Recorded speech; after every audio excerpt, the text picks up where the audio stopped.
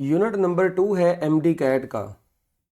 MD cat का unit number 2।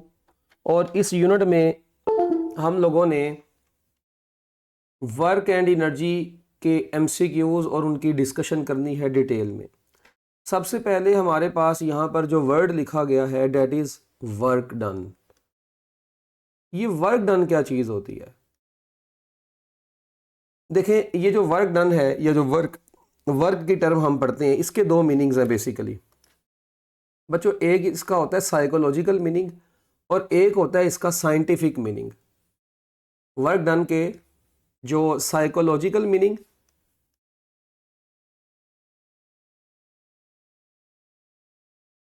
और एक होता है बच्चों इसका साइंटिफिक मीनिंग। अब साइंटिफिक मीनिंग, क्योंकि हमारी जो फिजिक्स होती है वो बेसिकली साइंटिफिक मेथड्स पर मुश्तमिल है, तो हम इसमें साइंटिफिक मेथड्स को ही तो डील करते हैं, तो हम यहाँ पर साइंटिफिक मीनिंग इसका डिस्कस करते होते हैं। वैसे जो साइकोलॉजिकल मीनिंग है, साइकोलॉजिकल मीनिंग में हम ये कहते हैं कि ऑल काइंड्स ऑफ मेंटल और फिजिकल एक्टिविटीज़, हम जो दिमागी या कोई भी फिजिकल एक्टिविटीज़ वगैरह करते हैं वो सारा का सारा क्या चीज़ें हैं जी, वो वर्क है। मगर ये वाला वर्क हमारी फिजिक्स में इस्तेमाल नहीं होता, तो जस्ट हम लिख देते हैं वैसे ही ऑल काइंड ऑफ मेंटल या फिजिकल एक्टिविटीज़ जो होती हैं वो वर्क डन ही कहलाती हैं। जबकि दूसरा साइंटिफिक मीनिंग में हम ये कहते हैं कि जब भी कोई बॉडी के ऊपर फोर्स लगती है, ठीक है, तो ये फोर्स उस बॉडी को डिस्प्लेस भी करवा सकती है या ये फोर्स उस बॉडी को रोक भी सकती है अप टू सर्टेन डिस्टेंस। तो हम ये कहते हैं कि बेसिकली उस फोर्स की वजह से उस बॉडी के ऊपर वर्क हुआ।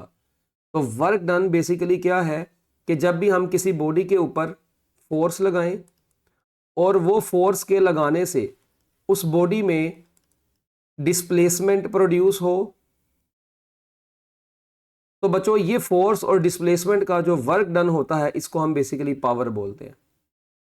आप किसी भी बॉडी के ऊपर फोर्स लगाएं और जो displacement in the direction of force हो, हम यहाँ पे वर्ड यूज करते हैं in the direction of force. Displacement अकेला नहीं, वो डिस्प्लेसमेंट जो फोर्स की डायरेक्शन में होता है, हम उस डिस्प्लेसमेंट को वर्क के अंदर इस्तेमाल करते हैं। अच्छा, अब ये जो डिस्प्लेसमेंट और फोर्स है, इसकी अगर हम इसको भी डायग्रामेटिकली भी इसको देखेंगे, बेसिकली यहाँ पर होता ये है कि हम इसको सादा जुबान में बच्चों ये बोलते हैं, क्योंकि ये एंट्री टेस्ट की बात हो रही है तो मैं डायरेक्टली बातें करूंगा। जो बरीकी वाली बातें थी ना, मतलब जो थ्योरी में आप कॉन्सेप्ट के लिहाज से देखते थे वो नहीं, यहाँ पे एमसीक्यूज के लिहाज से हमने डिस्कशन करनी है, ठीक है। W is equal to dot product of force and displacement, ये बातें हम करते थे। इसकी हम एग्जाम्पल पढ़ते होते थे कि जी सपोज करते हैं हमारे पास एक बॉडी है और हम उस बॉडी के ऊपर हम फोर्स लगाते हैं और उस फोर्स की, सपोज करें फोर्स यही लग रही थी एक बॉडी के ऊपर, और उस फोर्स की वजह से ये फोर्स लगी है किसी बॉडी के ऊपर, और उस फोर्स की वजह से जो डिस्प्लेसमेंट वो बॉडी कवर कर रही है वो इस डायरेक्शन में कवर कर रही है। यहाँ पर कहीं पर एक बॉडी थी, ठीक है जी, और इस बॉडी के ऊपर हमने फोर्स लगाई किसी पर्टिकुलर एंगल पर, और इस फोर्स की वजह से बॉडी ने डिस्प्लेसमेंट कवर करना शुरू कर दिया। अब ये जो डिस्प्लेसमेंट कवर किया है, इस वक्त हम इस फोर्स के अगर रेक्टेंगुलर कंपोनेंट्स बनाएं तो फोर्स का एक कंपोनेंट ये बनता है, जबकि दूसरा कंपोनेंट एक ये बनेगा। अब थीटा के सामने वाले कंपोनेंट को हम क्या बोलते हैं, एफ साइन थीटा, और जो दूसरा वाला कंपोनेंट बच जाता है उसको हम क्या बोलते हैं, एफ कोस थीटा। अब यहाँ पर फोर्स के दो कंपोनेंट्स हैं। अब कौन सा कंपोनेंट है फोर्स का जो डिस्प्लेसमेंट की डायरेक्शन में है, तो या डिस्प्लेसमेंट फोर्स के कौन से कंपोनेंट की डायरेक्शन में, हम ऐसे भी तो कह सकते हैं। तो यहाँ से हमें क्लियरली नजर आ रहा है कि जो हमारा एफ कोस थीटा है वो बेसिकली डिस्प्लेसमेंट की डायरेक्शन में है। तो ये फार्मूला फिर आपके सामने क्या बन जाएगा, तो ये फार्मूला बच्चों बन जाएगा W is equal to F D cos of theta, और F D cos of theta को हम एफ डॉट डी भी लिखते हैं। क्या लिखते हैं, एफ डॉट डी भी। तो हम इसको ये भी कहते हैं dot product of force and displacement. और यहां से ये पता चला कि जो वर्क डन है, क्योंकि इसके ऊपर कोई वेक्टर का साइन नहीं है, तो याद रखिएगा work done is a scalar quantity. Work done कौन सी क्वांटिटी है, स्केलर क्वांटिटी है। अच्छा, अगर इसके यूनिट्स की बात करें, फोर्स का यूनिट न्यूटन, डिस्प्लेसमेंट का यूनिट मीटर, तो न्यूटन मीटर इसका एसआई यूनिट बनेगा which is also equal to joule. तो जॉल जो होता है बच्चों ये इसका एसआई यूनिट होता है, और अगर एसआई बेस यूनिट पूछा जाए तो किलोग्राम मीटर स्क्वायर पर स्क्वायर सेकेंड, ये इसका एसआई बेस यूनिट है। याद रखिएगा, एक नोट की फॉर्म में आपको बता रहा हूँ कि जो वर्क डन है उसका एक सीजीएस यूनिट भी होता है। क्या होता है? CGS unit. तो जो वर्क डन का सीजीएस यूनिट होता है सेंटीमीटर ग्राम सेकंड, ठीक है, ये सी वो stands for centimetre, G for gram, S for second. CGS unit is erg, ये स्मॉल यूनिट होता है, और जो 1 अर्ज होता है ये 10⁻⁻7 जूल के बराबर होता है। तो ये कन्वर्जन आपने याद रखनी है, सिर्फ 1 जूल जो होगा वो 10⁻+7 अर्ज के बराबर होगा। तो कई दफ़ा आपको क्वेश्चन जब आएगा तो वो हो सकता है आपसे वर्क डन का आंसर जूल में ना पूछे, अर्ज में पूछ ले, या हो सकता है वो आपको जूल की कोई वैल्यू दे के बताओ अर्ज में कितनी होगी, या हो सकता है आपको ऑप्शन ही उसने अर्ज में दी हो। मतलब अर्ज के लिहाज से भी ये क्वेश्चन आपसे पूछा जा सकता है। जिस तरह फोर्स का जो एसआई यूनिट होता है ना वो डाइन होता है। वो क्या होता है? डाइन होता है। हम यहाँ पर ये भी कहते हैं फोर्स का एसआई यूनिट जो सीजीएस यूनिट होता है ना, सॉरी, वो डाइन होता है। जबकि डिस्प्लेसमेंट का जो सीजीएस यूनिट होता है वो सेंटीमीटर होता है। तो डाइन सेंटीमीटर बेसिकली अर्ज के बराबर होता है। ये डाइन सेंटीमीटर ही बेसिकली अर्ज के बराबर होता है। इसकी कन्वर्जन को हम सोल्व कर सकते हैं, मगर एमटी कैट में यूनिट्स का टॉपिक क्योंकि शामिल नहीं है, यूनिट्स वाला चैप्टर, इसलिए हम इसकी यूनिट्स की ज़्यादा डेप्थ में नहीं जाएंगे। जस्ट हम इस फार्मूले को जेन में रखेंगे और आगे चलेंगे इस कन्वर्जन को जेन में रख के। अच्छा, अब जो वर्क डन है बच्चों, W इज इक्वल टू, क्या फार्मूला है वर्क डन का? F डॉट डी, या एफ डी कोस थीटा।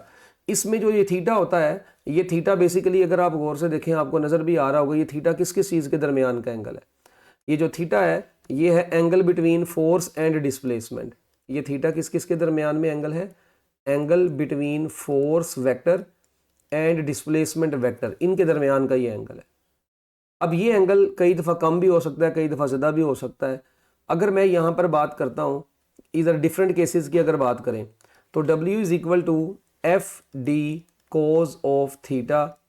इसमें अगर तो मैं बच्चों थीटा को क्या पुट कर देता हूँ, अगर मैं थीटा को पुट कर देता हूँ 0 डिग्री, अगर मैं इसमें थीटा को पुट कर देता हूँ 30 डिग्री, अगर मैं इसमें थीटा को पुट कर देता हूँ 45 डिग्री, अगर मैं इसी में थीटा को पुट कर देता हूँ 60 डिग्री, अगर मैं इसी में थीटा को पुट कर देता हूँ कितना, theta is equal to 90 degree, और अगर मैं इसी क्वेश्चन में इसी में थीटा को पुट कर देता हूँ कितना, 180 डिग्री, थीटा को कितना पुट कर देते हैं, 180 डिग्री। ये ले, हम ये डिफरेंट एंगल्स जो हैं बच्चों इस वर्क के फार्मूले में पुट करते हैं। तो देखें जब हम ये वाला एंगल पुट करेंगे 0 डिग्री वाला, तो 0 डिग्री में cos 0 डिग्री जो होता है वो +1 होता है, तो वर्क डन जो आएगा पॉजिटिव एफ डी आएगा, और इसको हम बोलते हैं कि ये मैक्सिमम वर्क है। अच्छा, जब थीटा 30 डिग्री होगा, अच्छा इसको हम क्या बोल देंगे, या तो हम इसको एफ डी बोलेंगे, या इसको जस्ट हम ये भी बोल देते हैं मैक्सिमम वर्क। ये वर्क डन क्या है बच्चों? मैक्सिमम वर्क है। तो हम इस डब्ल्यू एफ डी, जब पॉजिटिव एफ डी आंसर आए तो हम उसको पॉजिटिव मैक्सिमम वर्क बोलेंगे। तो W इज इक्वल टू, अब कितना आएगा, एफ डी कोस 30 डिग्री। कोस 30 डिग्री √3/2 होता है, √3/2 शुरू में आ गया और साथ में एफ डी आ गया। इसी को मैं एफ डी की जगह पर अगर मैं मैक्सिमम वर्क का वर्ड लिख दूँ तो वो ज़्यादा अच्छा हो जाएगा। तो इसका मतलब है कि अब वर्क डन जो है वो अपने मैक्सिमम वर्क का √3/2 आया। √3/2 जो होता है ये 0.866 होता है। क्या ख्याल है? और हम इसको ये भी कह सकते हैं परसेंटेज की फॉर्म में, फ्रैक्शन को 100 से मल्टीप्लाई करवाएं, 86.6% ऑफ मैक्सिमम वर्क। ये मैंने आपको फ्लक्स के टॉपिक में भी बताया हुआ है। तो याद रखें ये √3/2 0.866 था। कितना था? 0.866, और ये 0.866 को ये फ्रैक्शन की फॉर्म में, परसेंटेज की फॉर्म में लिखेंगे तो 86.6, जो कि राउंड अबाउट करके 87% भी हम बोलते हैं। तो अगर आपसे पूछा जाए कि फोर्स और डिस्प्लेसमेंट में किस एंगल के ऊपर वर्क डन जो है अपने मैक्सिमम वर्क का 87% हो जाता है, तो आप क्या आंसर देंगे? 30 डिग्री। इसी तरह 45 डिग्री के ऊपर W is equal to F D cos 45 degree. अब कॉस 45 डिग्री 1/√2 होता है, तो आपका आंसर आ गया 1/√2 एफ डी। इसको हम क्या बोल देंगे? 0.707 ऑफ मैक्सिमम वर्क बोल देंगे, और हम इसी को 70.7% ऑफ मैक्सिमम वर्क भी बोल सकते हैं। इसके बाद 60 डिग्री के एंगल के ऊपर जो वर्क डन है cos 60 1/2 होता है, तो वो 1/2 ऑफ मैक्सिमम वर्क आ जाएगा। मैं अब डायरेक्ट लिख रहा हूँ हाफ ऑफ मैक्सिमम वर्क, यानी कि 0.5 ऑफ मैक्सिमम वर्क बन गया। तो जब इसको परसेंटेज में कन्वर्ट करेंगे तो 50% ऑफ मैक्सिमम वर्क में कन्वर्ट हो गया। तो वर्क डन किस एंगल के ऊपर अपनी मैक्सिमम वैल्यू का हाफ हो जाता है, 60 डिग्री के एंगल के ऊपर। और अगर हम 90 डिग्री की बात करें तो वर्क डन वैसे ही जीरो हो जाता है, क्योंकि कोस 90 डिग्री जीरो होता है।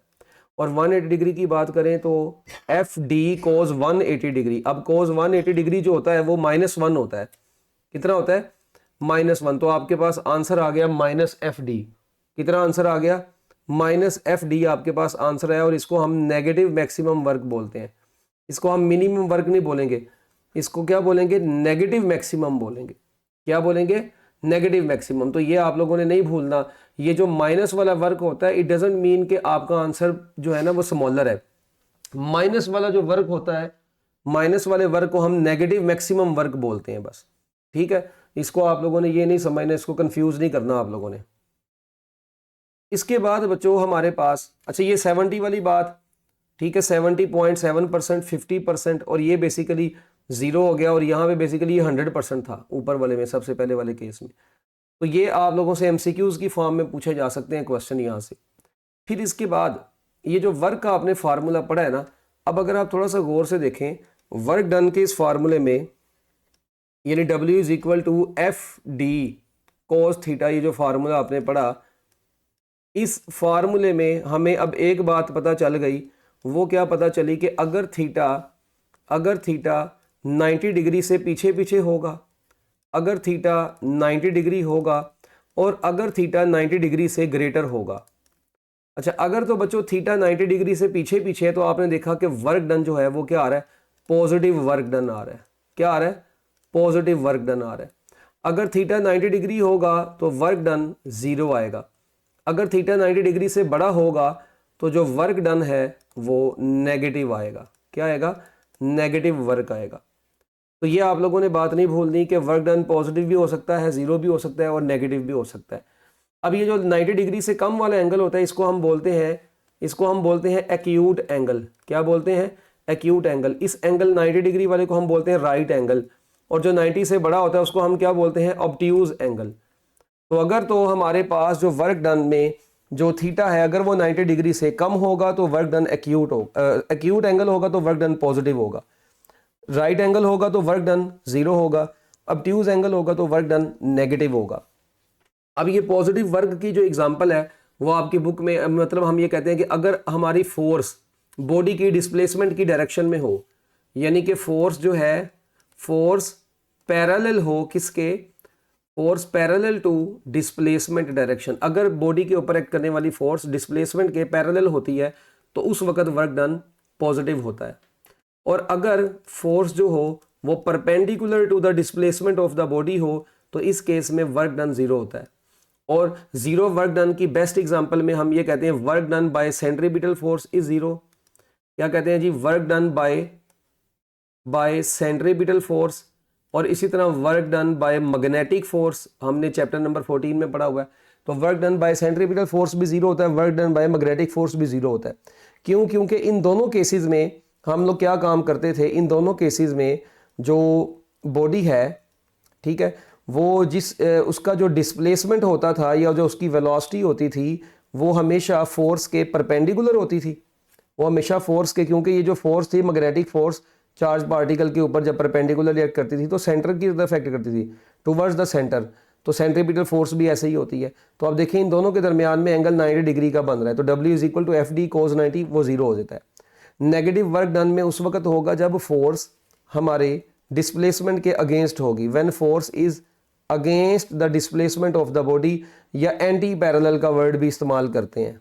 अगर एंटी पैरेलल का वर्ड करेंगे तो वो सबसे, मतलब कह लें कि बिल्कुल एग्जैक्ट पैरेलल हो गई है, एंटी पैरेलल हो गई है। ठीक है, अच्छा जी।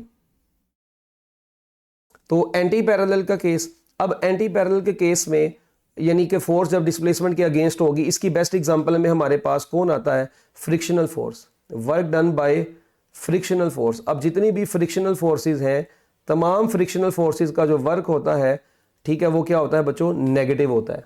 तमाम फ्रिक्शनल फोर्सेस का वर्क क्या होता है? नेगेटिव होता है। पॉजिटिव वर्क की एक एग्जांपल है जब इंजन किसी भी ट्रेन को, मतलब गाड़ी है वो चल रही है, जब उसका इंजन गाड़ी की स्पीड बढ़ा रहा है, इसका मतलब वो फोर्स गाड़ी की डिस्प्लेसमेंट की डायरेक्शन में लगा रहा है। इसी तरह इंजन पुल्स अ ट्रेन, हम इसकी बेस्ट एग्जांपल में कह सकते हैं इंजन पुल्स अ ट्रेन। जब कोई भी इंजन जो है वो किसी ट्रेन को पुल कर रहा होता है तो उस वक्त बच्चों यहाँ पर ये पॉजिटिव वर्क होता है। तो ये तो अभी तक हमने जितनी भी बातें की है ना, इसमें आप एक चीज पे याद रखिएगा, यहां पर हमने जितना भी वर्क डन कैलकुलेट किया है, ये सारा का सारा वर्क डन हमने कैलकुलेट किया है बाय कांस्टेंट फोर्स। अभी तक आप देख रहे हैं कि हमने इसमें फोर्स को चेंज नहीं किया, यानी हम फोर्स, कांस्टेंट फोर्स की मदद से बॉडी को जब मूव करवा रहे हैं तब हम ये सारा का सारा वर्क पा रहे हैं। ये W is equal to F D cos theta, ये फार्मूला यूज ही उस वक्त होता है जब हमारी फोर्स कांस्टेंट होती है, कांस्टेंट फोर्स के अंडर कोई बॉडी डिस्प्लेसमेंट कवर करे। ठीक है, तो ये आपने इसको ये याद रखनी, ये बड़ी इंपॉर्टेंट चीज़ है, इसको मिस ना कर देना।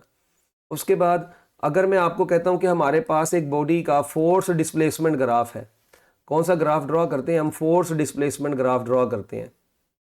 यहाँ पे हमारे पास वाई एक्सिस के ऊपर फोर्स ले लेते हैं हम, एक्स एक्सिस पे हम डिस्प्लेसमेंट ले लेते हैं। ठीक है, और एक बॉडी का कांस्टेंट फोर्स के अंडर जो डिस्प्लेसमेंट टाइम ग्राफ होगा, कांस्टेंट फोर्स के अंडर, इसका मतलब है कांस्टेंट फोर्स के अंडर जो ग्राफ होगा उसकी शेप कुछ यूं होगी, क्योंकि कांस्टेंट फोर्स से मुराद ये है कि आप देखें कि आपकी जो फोर्स है वो चेंज नहीं हो रही, फोर्स की वैल्यू आपकी उतनी रह रही है जबकि बॉडी का डिस्प्लेसमेंट बढ़ता जा रहा है। यानी आप उस बॉडी को एक कांस्टेंट फोर्स के साथ रस्सी बांधी हुई है आपने एक बॉडी को, और उसको उसी फोर्स के साथ घसीटते जा रहे हैं। तो इंजन जो है वो गाड़ी को कांस्टेंट फोर्स के साथ अगर आगे को डिस्प्लेस करवा रहा है तो उस वक्त हम ये वाला फार्मूला इस्तेमाल करेंगे। अच्छा, अब यहाँ पर अगर आप इधर थोड़ा सा गौर करें तो ये जो एरिया बनेगा इस ग्राफ के अंडर, इस ग्राफ के अंडर अगर हम किसी एरिया की बात करें तो ये जो ग्राफ के अंडर जो एरिया आएगा वो एरिया हमें किसकी वैल्यू देगा? एरिया अंडर द ग्राफ जो होगा ये बराबर आएगा एरिया ऑफ रेक्टेंगल। अब एरिया ऑफ रेक्टेंगल का फार्मूला होता है लेंथ इंटू विड्थ। अब लेंथ वाली साइड पर फोर्स है और विड्थ वाली साइड पर डिस्टेंस है या डिस्प्लेसमेंट है, तो हमारे पास जो वर्क W, ये FD किसके बराबर होता है? वर्क डन के बराबर होता है। तो हम यहाँ पे कह सकते हैं इस ग्राफ में कि एरिया, क्या कह सकते हैं कि area under force displacement graph gives work done. ये हमें क्या देता है बच्चों? Work done. और ये graph work done by constant force के अंडर ग्राफ ड्रॉ किया गया है।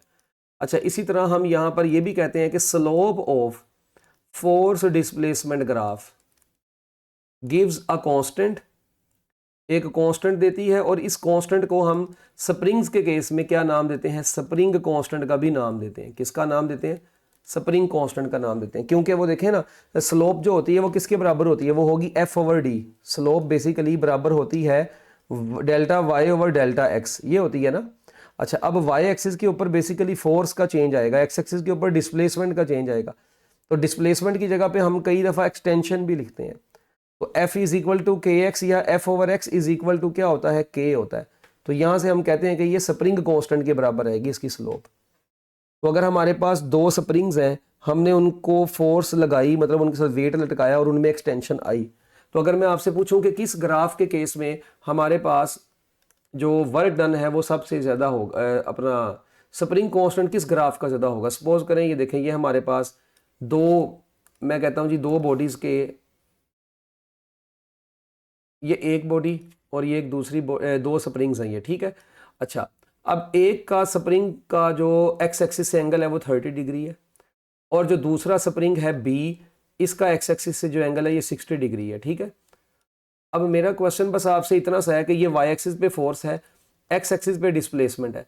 चलें जी, अब आपने ये बताना है कि यहाँ पर किस दोनों स्प्रिंग्स के स्प्रिंग कांस्टेंट की रेशो बताएं पहले। तो जब हमने स्प्रिंग कांस्टेंट्स की रेशो निकालनी है तो हम कहेंगे spring constant of A to the spring constant of B. Spring constant of A से मुराद है tangent theta A, spring constant of B से मुराद है टेंजेंट थीटा बी। अब टेंजेंट थीटा ए जो होगा वो किसके बराबर आएगा? वो बराबर आएगा 30 डिग्री, और टेंजेंट 60 डिग्री आ जाएगा नीचे। तो अब ये टेंजेंट 30 डिग्री जो होता है ये किसके बराबर होता है? टेंजेंट 30 डिग्री जो होता है ये 1/√3 होता है, और टेंजेंट 60 डिग्री जो होता है √3 होता है बस। तो यहाँ पे हम लोग कह सकते हैं कि जो हमारे पास KA डिवाइडेड बाई KB आएगा वो सिर्फ और सिर्फ 1/3 आएगा। वो कितना आएगा? 1/3। तो यहाँ से KB जो है वो 3 टाइम्स KA के बराबर आ जाएगा। तो यहाँ से पता चला कि जो स्प्रिंग कांस्टेंट होगा बी का वो ए के मुकाबले में 3 गुना ज़्यादा होगा। अब अगर मैं आपको यहाँ पे ए का स्प्रिंग कांस्टेंट दे देता, मैं कहता यार ए का जो स्प्रिंग कांस्टेंट है ये 10 न्यूटन पर मीटर है, तो बताएं बी का स्प्रिंग कांस्टेंट कितना होगा? तो बी का स्प्रिंग कांस्टेंट 30 न्यूटन पर मीटर होगा। तो इस तरीके से आपसे पेपर में क्वेश्चन पूछा जा सकता है स्लोप के हवाले से, और एरिया के हवाले से भी क्वेश्चन पूछा जा सकता है। तो मेरा ख्याल है एरिया वाला क्वेश्चन तो आप लोग पहले से ही पढ़ते आ रहे हैं, वो तो मुश्किल कोई नहीं है। देखें फॉर एग्जांपल मैं आपके सामने एक ग्राफ बनाता हूँ, ठीक है, यहाँ पर आपके सामने एक ग्राफ बना देते हैं दोबारा से। ये हमारे पास जो ग्राफ है, इस ग्राफ में ये देखें जी, ये ग्राफ है, ठीक है। इधर मैं कहता हूं कि यहां पर एक और भी लाइन बना लेते हैं ज़रा, ये लें। अच्छा, अब ये ज़रा ग्राफ बड़े गौर से देखिएगा। ग्राफ ये है कि इधर जो है ये 0 है, यहाँ पर 5 है, यहाँ पर कहीं पे 10 है।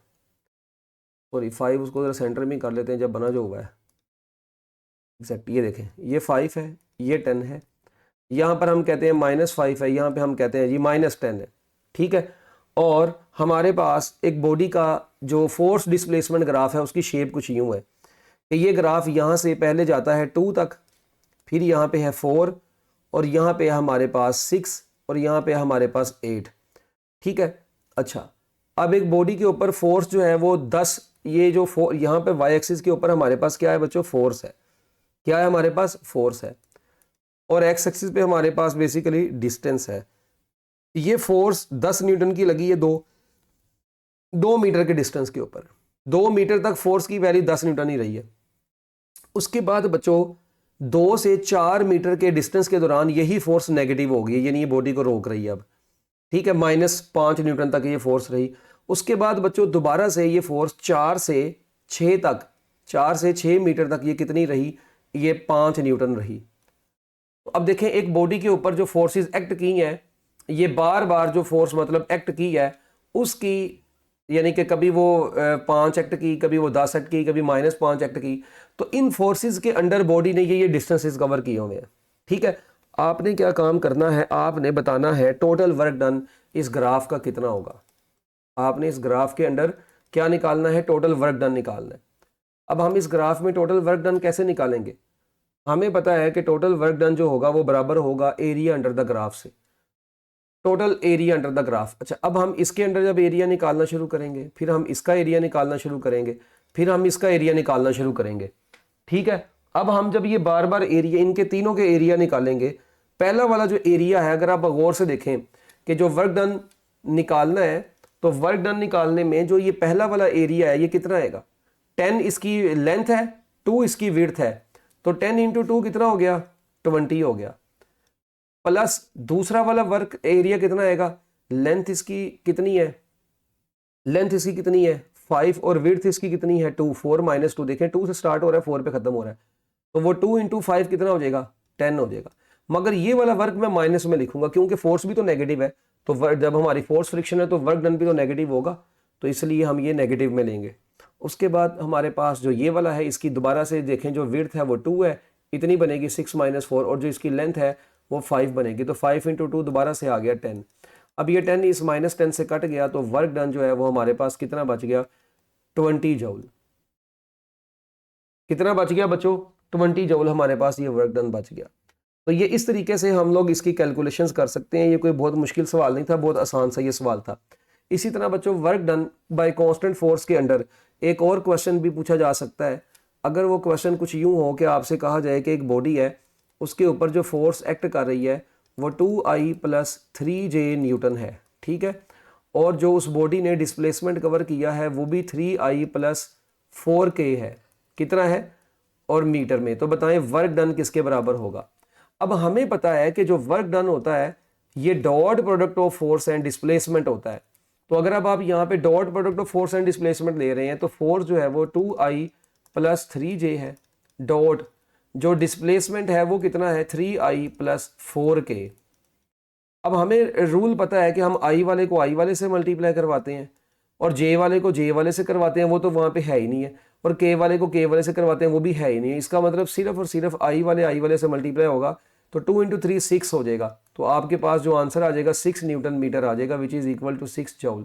अब कई बच्चे यहाँ पर परेशान हो जाएंगे, वो कहेंगे सर ने ये पता नहीं क्या स्टेप कर दिया है। भाई मैंने आपको कहा था कि आप अपनी फर्स्ट ईयर अच्छे तरीके से ना पढ़ें। देखें, आप आई वाले को आई वाले से करवाएंगे, वो बचपन में आपने पढ़ा था कि आई डॉट आई जो होता है वो किसके बराबर होता है, 1 के बराबर। इसी तरह जे डॉट के जो होता है वो किसके बराबर होता है, 0। इसी तरह के डॉट आई किसके बराबर था, 0 के बराबर था। यानी अगर डिफरेंट होंगे तो उनका डॉट प्रोडक्ट 0 होगा, अगर सेम होंगे तो उनका डॉट प्रोडक्ट 1 होगा। तो देखें, जब आप इस आई वाले को आई वाले से करवाएंगे तो आई डॉट आई तो 1 हो जाएगा, पीछे 3 इंटू 2 6 बच जाएगा। आप आई वाले को इस आई वाले को जब आप इस जे से इस आई वाले को इस जे से करवाएंगे, सॉरी, जब आप आई वाले को किससे करवाएंगे, इस जे से करवाएंगे, तो जब आपने इससे के से करवाना है तो आई डॉट के तो 0 होना है, तो 4 ज़रब 2 बेशक 8 आ भी जाए, मगर आई डॉट के 0 होगा। इस तरह जे डॉट आई भी 0 होगा, जे डॉट के भी 0 होगा। तो हमारे पास सिर्फ 2i का 3i के साथ आंसर बचेगा। इसलिए हमारा जो एमसीक्यू है इसका आंसर कितना बन गया, 6 जूल बन गया। ठीक है। और अगर यहाँ पे सिर्फ डी डिस्प्लेसमेंट में मैं 4k लिख देता बस, तो हमारा वर्क डन 0 होता, क्योंकि फोर्स और डिस्प्लेसमेंट परपेंडिकुलर हो जाने थे।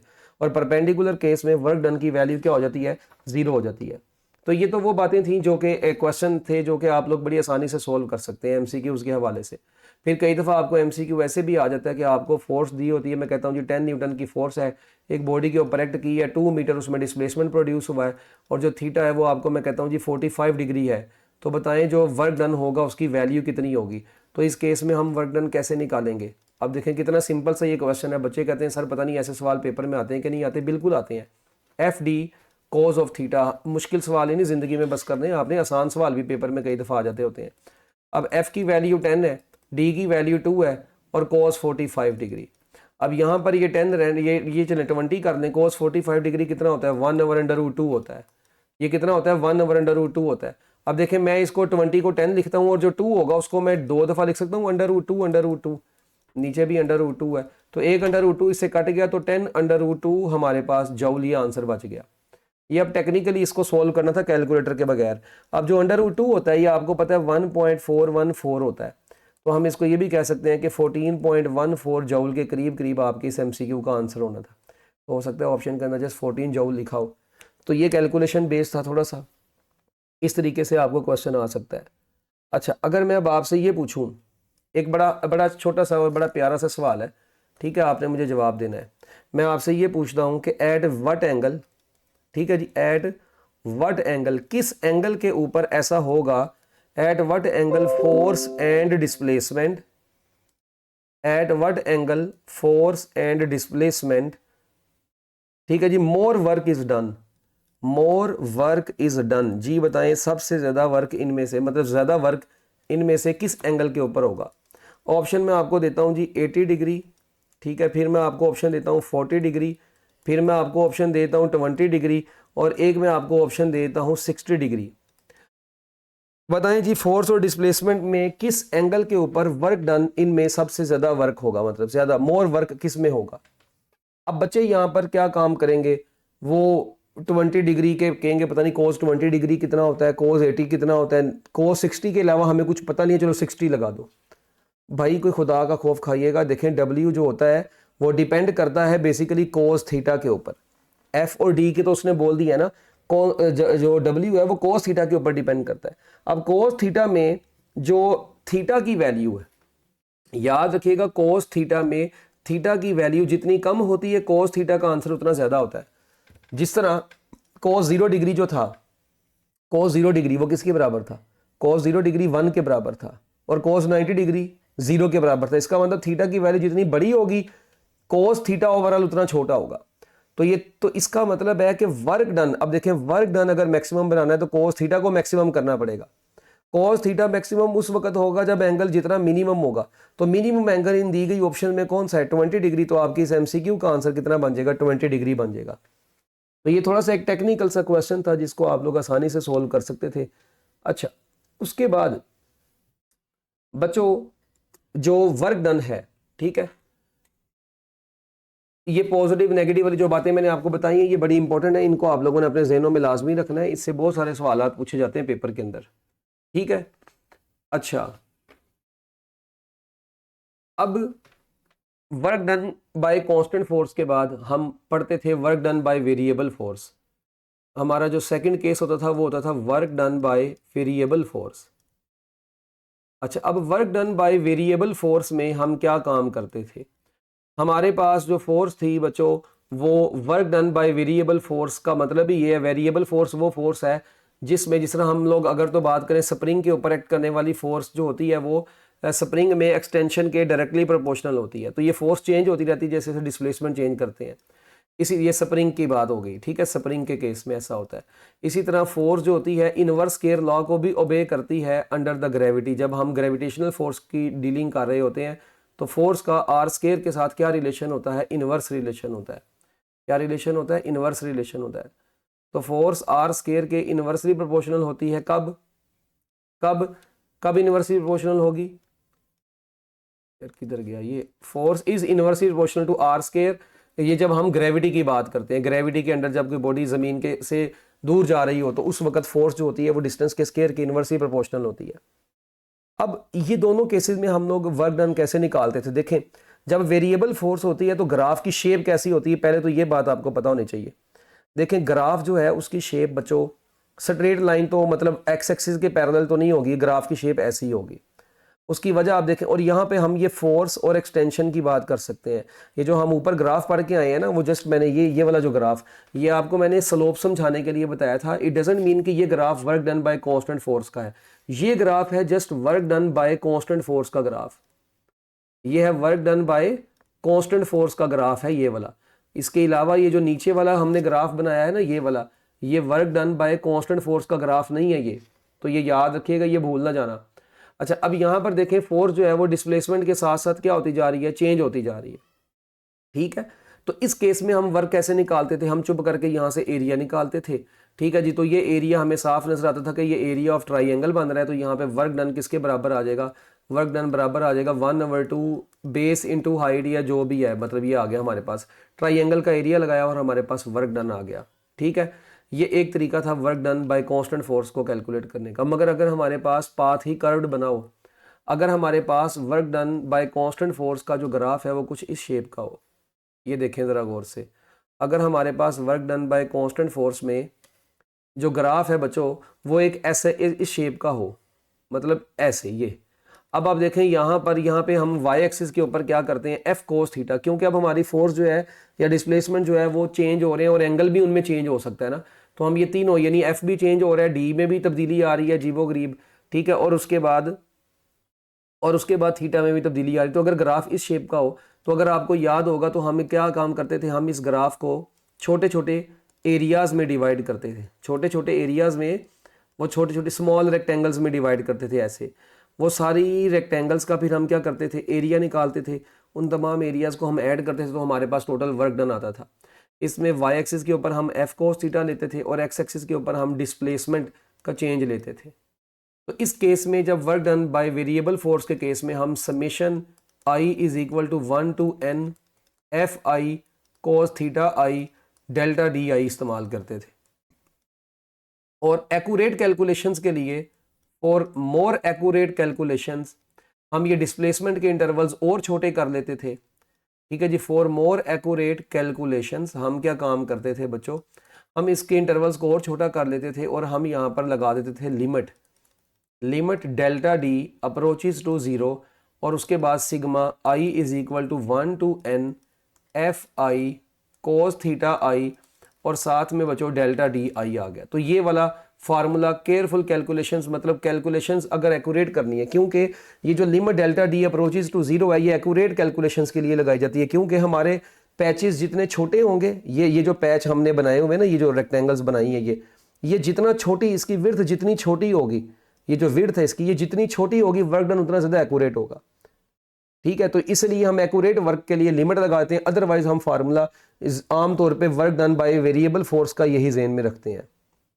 तो आपने भी work done by variable force का फार्मूला यही जेन में रखना है, ठीक है। वो जो बस लिमिट वाला है वो जस्ट एक्यूरेट कैलकुलेशंस के लिए है, एक ये फार्मूला, और दूसरा जो हमने ऊपर पढ़ा है W is equal to F D cos theta वाला, ठीक है। ये दो आपने ज़्यादातर वर्क डन के फार्मूलाज हैं, याद रखने हैं। तो work done by variable force के बाद हमारे पास नया टॉपिक आता है वर्क डन, तीसरा जो केस है वो work done by gravitational force है। कौन सा है? Work done by gravitational force, कि अगर बॉडी कोई ग्रेविटेशनल फोर्स के अंडर मूव कर रही हो तो work done by gravitational force हम कैसे निकालते हैं? तो ग्रेविटेशनल फोर्स में जब हम ग्रेविटी के लिहाज से बात करते हैं तो हम ये कहते हैं ग्रेविटेशनल फोर्स बेसिकली, ये ग्रेविटेशनल फील्ड थी क्या? द रीजन और space around the earth in which earth's gravitational force acts on the body is called gravitational field. ये हमने बचपन में पढ़ी हुई है ना बात। अच्छा, ग्रेविटेशनल फील्ड में हम बच्चों 3 बातें करते थे।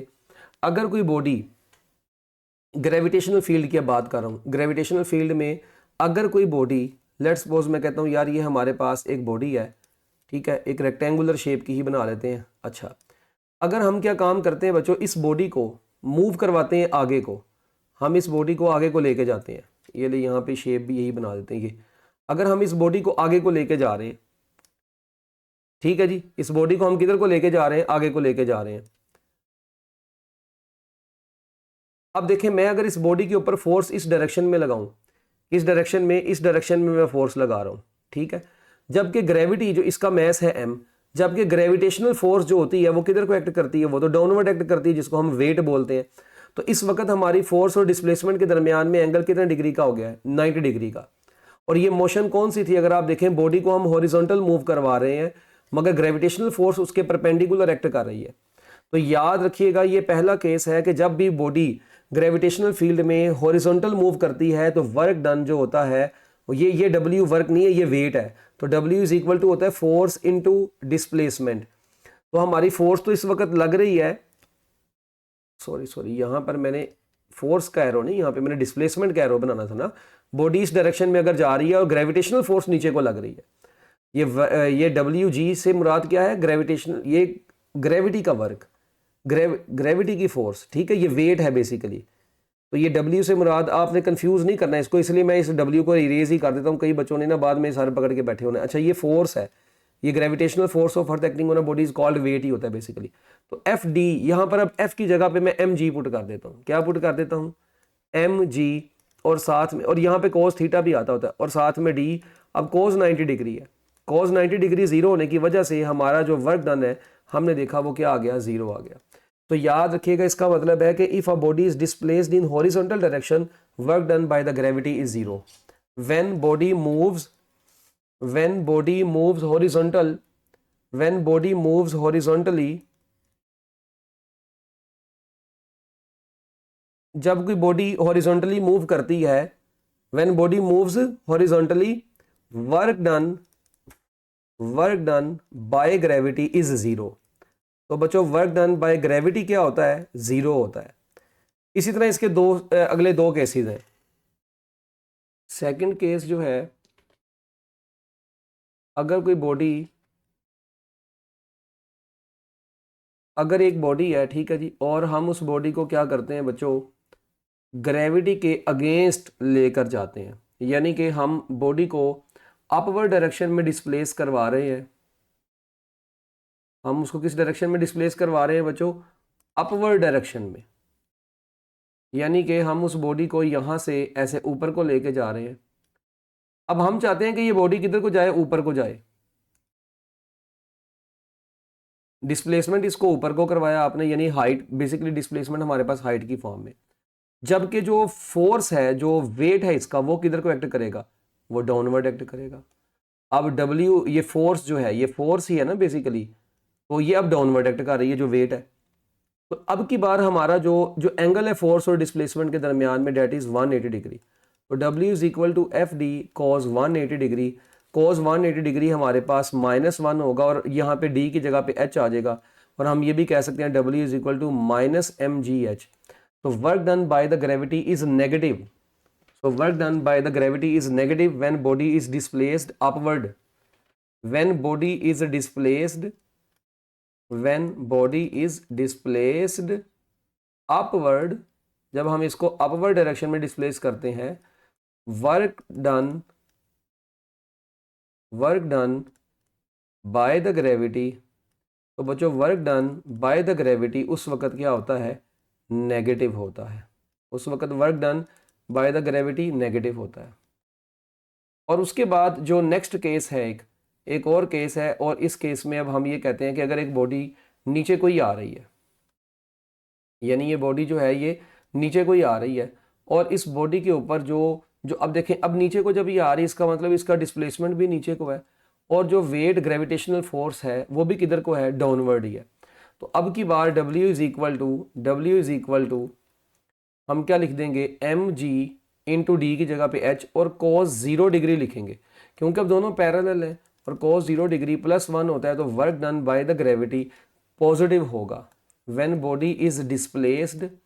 और अब हम ये कहते हैं when body is displaced downward, जब कोई बॉडी डाउनवर्ड डायरेक्शन में डिस्प्लेस करती है, वर्क डन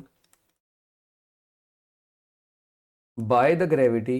तो बच्चों जो work done by the gravity होता है ये क्या होता है, पॉजिटिव होता है। Work done by the gravity positive होता है। तो बच्चों ये आप लोगों ने केसेस याद रखने, ग्रेविटी के अंदर बात कर रहा है ये, ठीक है।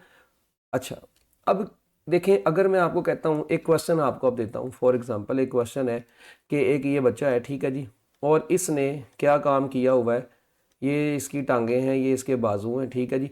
इसने अपने एक हाथ में यहाँ पर एक पानी वाली बाल्टी पकड़ी हुई है, ये कुछ भी, ठीक है, कोई भी एक थैला सा पकड़ा हुआ है, किसी भी ऑब्जेक्ट को पकड़ा हुआ है, ठीक है।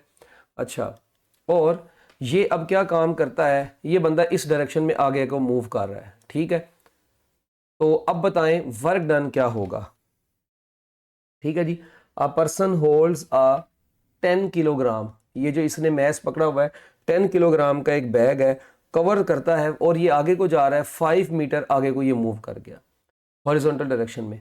तो कहता है बताएं इस केस में कितना वर्क डन होगा, ठीक है जी, बाय ग्रेविटी। क्वेश्चन में वर्क डन बाय ग्रेविटी पूछेगा। अब वर्क डन बाय ग्रेविटी यहां पर क्या है जी, देखें भाई मेरी बात सुने, आपने निकालना वर्क डन बाय ग्रेविटी। तो ग्रेविटी के अंदर इस वक्त देखें बॉडी आगे को जा रही है, इसका मतलब जो इसका डिस्प्लेसमेंट है वो आगे को है, जबकि जो ग्रेविटेशनल फोर्स है, ठीक है जी, जो वेट है वो किधर को एक्ट कर रहा है, डाउनवर्ड। तो इसका मतलब है कि यहाँ पर थीटा 90 डिग्री का बन गया। जब थीटा 90 डिग्री का बन जाएगा तो W इज इक्वल टू, ठीक है, जो mg यानी कि वेट है, ठीक है जी, mg, और साथ में d भी आ गया, वो d आ गया, वो 5 मीटर है, मैं चलो d ही लिख लेता हूँ अभी। अच्छा, mg इंटू डी, मगर एंगल 90 डिग्री है, तो ये cos 90 डिग्री होने की वजह से जो वर्क डन है वो क्या हो जाएगा बच्चों, 0 हो जाएगा। अब यहाँ पर ना बच्चे सवाल कहते हैं सर एवं ही वो बंदे ने जो वर्क, वो जो चीज़ इसने हाथ में पकड़ी हुई है, इसका तो वर्क 0 कैसे हो गया। भाई उसने वर्क डन बाय ग्रेविटी पूछा है, आपके हैंड का वर्क नहीं पूछा उसने।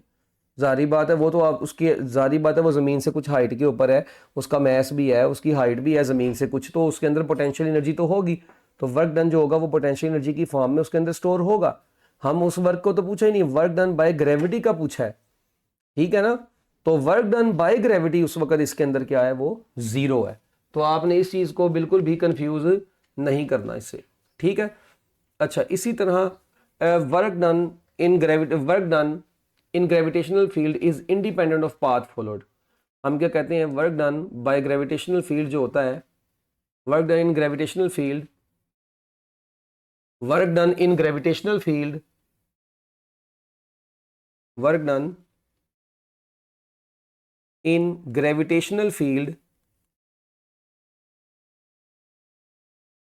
Work done in gravitational field, दो बातें इसके बारे में, is independent of path followed, is independent of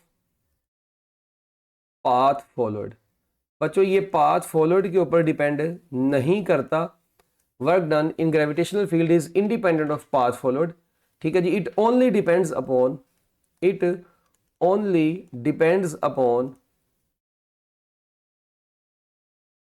initial and final position. ये बॉडी जहां से स्टार्ट हो रही है और जहां पे एंड हो रहा है उसका पाथ, ये सिर्फ उसके ऊपर डिपेंड करता है, ये पाथ फॉलोड के ऊपर डिपेंड नहीं करता। और तीसरी बात हम यहाँ पे ये कहते हैं work done gravitational field along closed path, along closed path is 0। अब ये बातें आपने क्लोज्ड पाथ के अलोंग वर्क डन 0 क्यों होता है, इंडिपेंडेंट ऑफ पाथ फॉलोड क्यों होता है, ये सारी बातें आपने अपनी रेगुलर क्लासेस के अंदर की हुई हैं। तो अब यहाँ पे पेपर में ये तो प्रूफ नहीं आएगा, कि प्रूफ करें work done along closed path 0 होता है। ठीक है, ये क्वेश्चन नहीं आपको पेपर में आएगा ऐसे। हाँ, याद रखिएगा the force for which work done in closed path is 0 is called conservative force. बच्चों जारी बात है, अलोंग क्लोज पाथ वर्क 0 है तो उस वर्क जहां पे 0 है उसके लिए कोई ना कोई फोर्स तो चाहिए होगी ना हमें। The force for which work done in closed path is 0, ऐसी फोर्स को हम क्या नाम देते हैं? कंजर्वेटिव फोर्स का नाम देते हैं। क्या नाम देते हैं? कंजर्वेटिव फोर्स का नाम देते हैं हम। ठीक है, और द फोर्स, या हम ये भी कहते हैं कि द फोर्स फॉर विच जो वर्क डन है वो इंडिपेंडेंट ऑफ पाथ फॉलोड हो, it only depends upon initial and final position, हम उसको भी क्या बोलते हैं कि वो कंजर्वेटिव फोर्स है। और कंजर्वेटिव फोर्स की एग्जांपल्स में हमारी बुक में जो जो एग्जांपल्स दी हुई हैं, electric force, elastic force, gravitational force, ये 3 आपने याद रख लेनी है बुक में जो लिखी हुई हैं जैसे। ठीक है, ग्रेविटेशनल फोर्स, इलेक्ट्रिक फोर्स, ठीक है जी, और इसके अलावा इलास्टिक फोर्स, और इसके अलावा बच्चों कौन सी? इलास्टिक फोर्स, इलेक्ट्रिक फोर्स और ग्रेविटेशनल फोर्स। ये तीनों की तीनों जो है ये कंजर्वेटिव फोर्सेस हैं। कौन सी फोर्सेस हैं? ये कंजर्वेटिव फोर्सेस हैं। और जो नॉन कंजर्वेटिव हैं जिनमें work done along closed path, ठीक है जी, 0 नहीं आता, ठीक है जी, या जो वर्क डन है वो पाथ फॉलोड के ऊपर डिपेंड करता है। ठीक है, यानी पाथ जितना ज़्यादा लॉन्ग है वर्क डन भी उतना ज़्यादा है, जिसमें वर्क डन पाथ के ऊपर डिपेंड करता है। ठीक है, तो हम उसको बोलते हैं नॉन कंजर्वेटिव। ठीक है जी, किसको बोलते हैं? नॉन कंजर्वेटिव बोलते हैं। तो नॉन कंजर्वेटिव में हम क्या काम करते हैं बच्चों? नॉन कंजर्वेटिव के अंदर अगर मैं आपको कहता हूं कि हमारे पास नॉन कंजर्वेटिव फोर्स की एग्जांपल्स कौन कौन सी हैं और नॉन कंजर्वेटिव फोर्स के अंदर होता क्या है,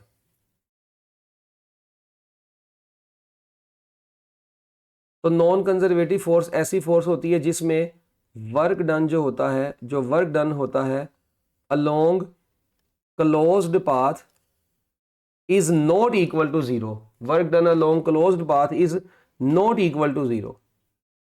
ठीक है जी, और दूसरी बात कि जो वर्क डन होता है वो डिपेंड करता है पाथ फॉलोड के ऊपर। Work done depends upon path followed, depends upon path followed.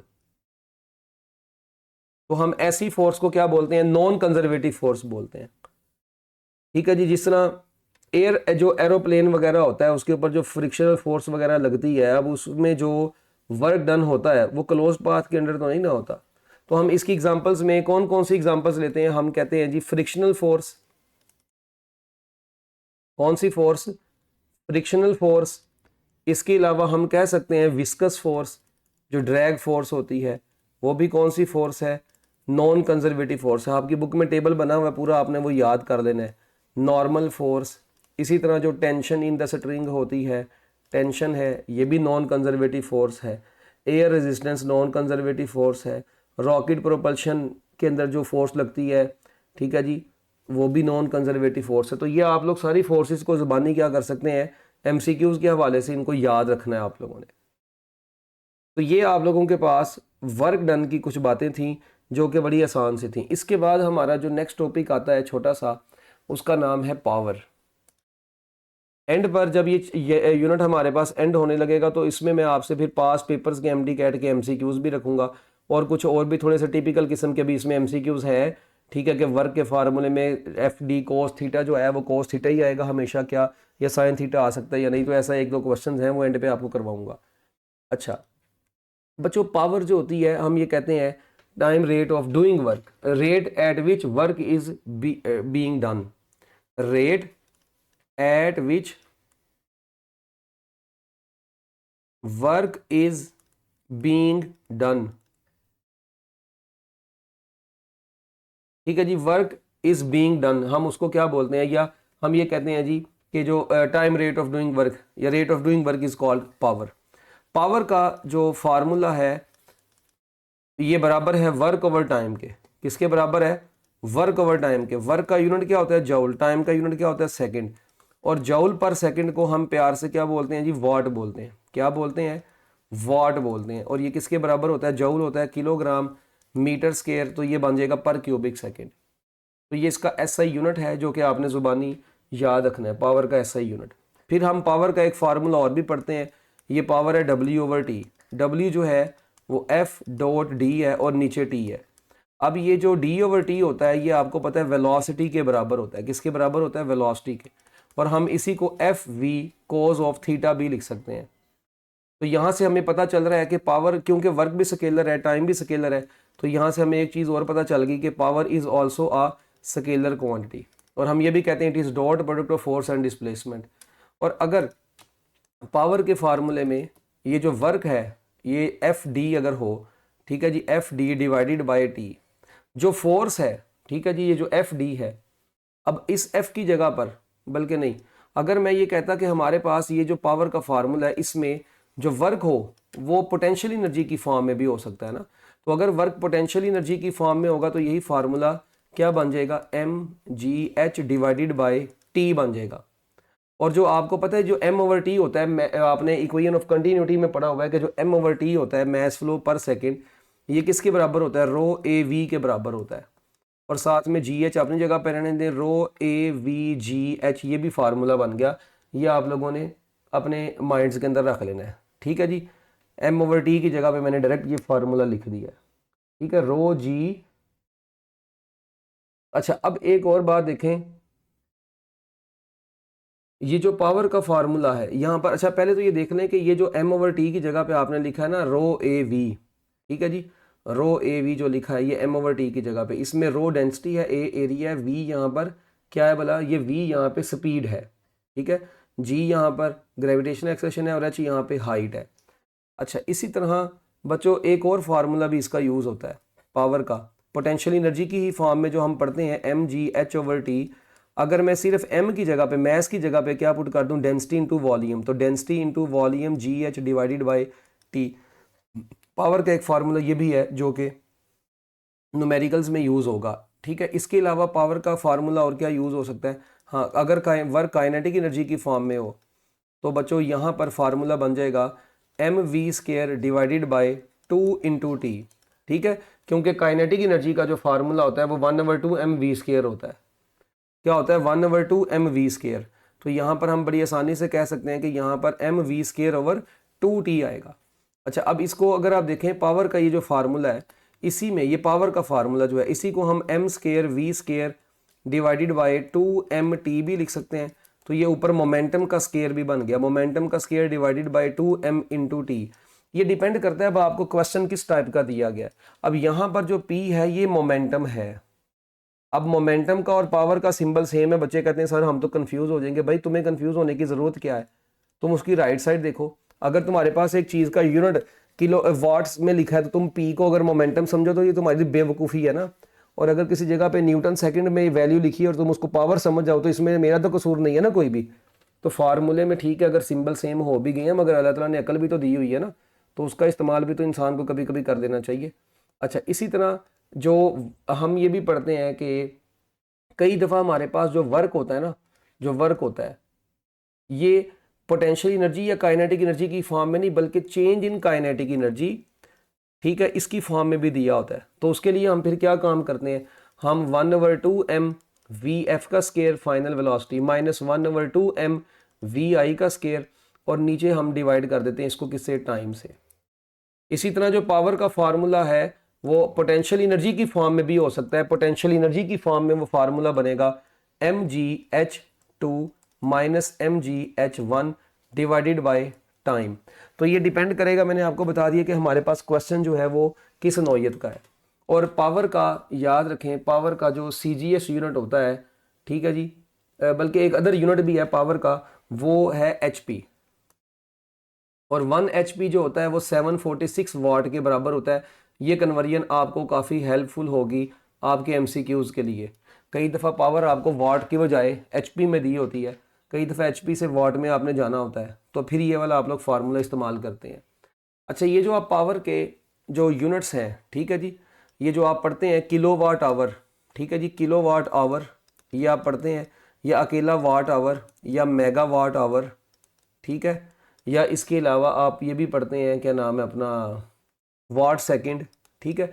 ये सारे के सारे जो यूनिट्स हैं ठीक है जी, याद रखिएगा ये जो है ये are not units of power, ये बच्चों पावर के यूनिट्स नहीं है, ये याद रखिएगा। बच्चे कहते हैं पता नहीं वाट आ गया, वाट आ गया तो पावर होगी। वो भाई वाट आया तो वाट के साथ सेकंड या टाइम भी तो सेकंड आ रहा है, आवर आ रहा है, ठीक है, कोई ना कोई टाइम भी तो मल्टीप्लाई हो रहा है। एक्चुअल में पावर का जो फार्मूला होता है वो वर्क ओवर टाइम है। तो यहाँ से वर्क किसके बराबर आता है? वर्क बराबर आता है पावर इंटू टाइम के।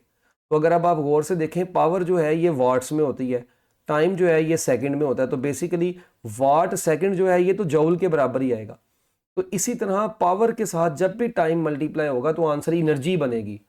तो बच्चों ये बल्कि किसकी are not units of power, बल्कि ये क्या है? Are units of energy. ये एनर्जी के यूनिट्स हैं, ये पावर के यूनिट्स नहीं है।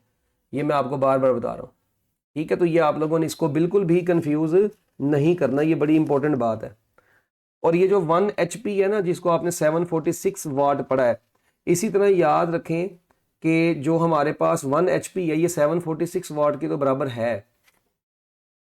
इसके अलावा जो HP है 1 HP ये 746 वाट भी होता है, और हम इसको ये भी कहते हैं कि ये 550 फुट पाउंड पर सेकंड होता है।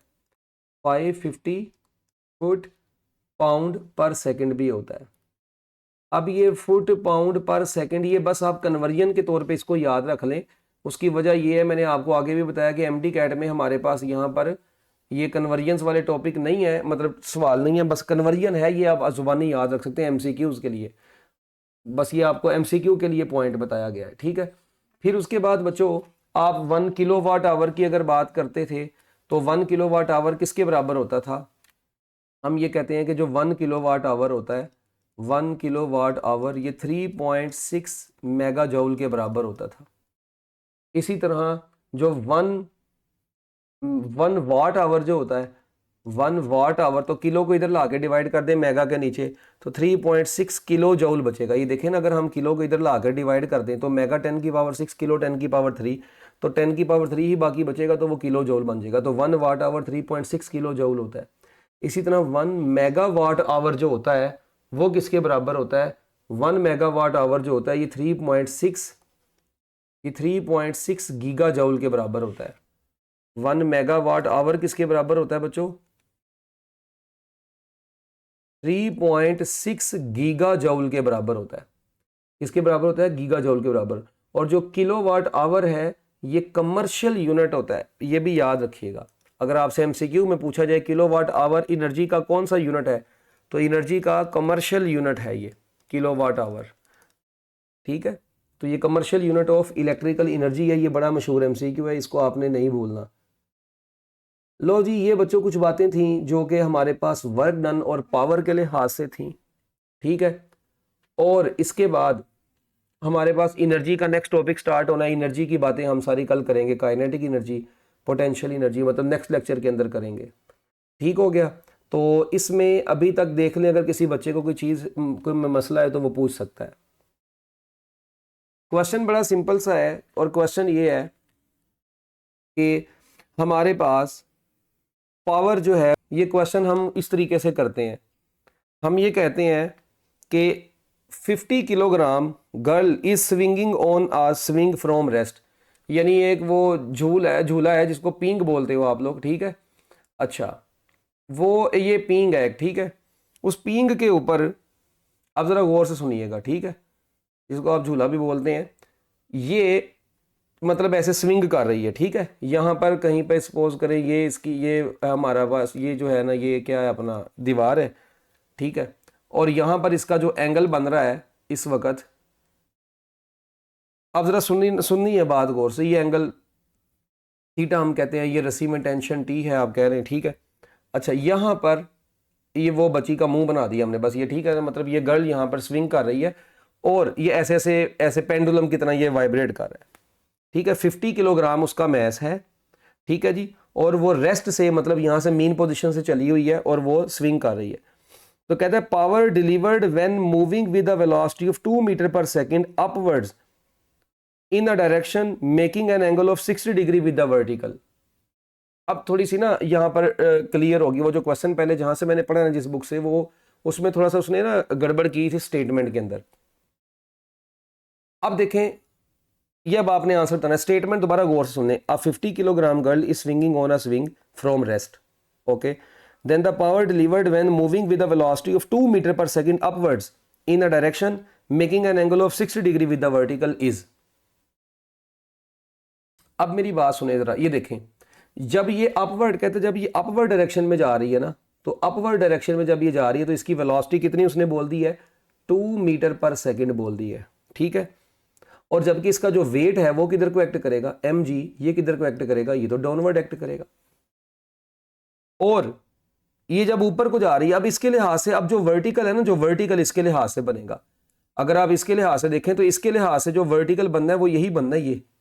तो वर्टिकल से उसने बोला है कि उसका एंगल जो है वो 60 डिग्री है। ये जो है ना इस सर्कल की, ये जो टेंशन वाली लाइन है, ये इसका वर्टिकल है। तो कहता है वर्टिकल से इसका एंगल 60 डिग्री है, ठीक है। अब आप लोगों को तो जो एंगल चाहिए होता है वो कितना चाहिए होता है, आप लोगों को जो एंगल यहां पर चाहिए वो तो आपको टोटल ये फोर्स और इसके दरमियान का टोटल एंगल चाहिए आपको ये। अब देखिए पावर का जो फार्मूला आप पढ़ते हैं, क्या फार्मूला पढ़ते हैं पावर का, F V cos of theta. F की जगह पे आएगा mg, ठीक है जी, v अपनी जगह पे, कोस थीटा की जगह पर यहां पर क्या आएगा, देखें ये जो एंगल टोटल है ये तो 90 डिग्री बनेगा। अच्छा, वर्टिकल और वेट के दरमियान में 60 है, तो यहां पे 60 प्लस 90 डिग्री बनेगा। अब ये मैथमेटिक्स की टर्म है एक, कि मैथ के अंदर जो ट्रिग्नोमेट्री बच्चे पढ़ते हैं उनको तो पता है कि कोस 90 प्लस 60 जो होता है ये माइनस mg, आगे अपनी जगह पे रहेगा, साइन 60 डिग्री के बराबर होगा।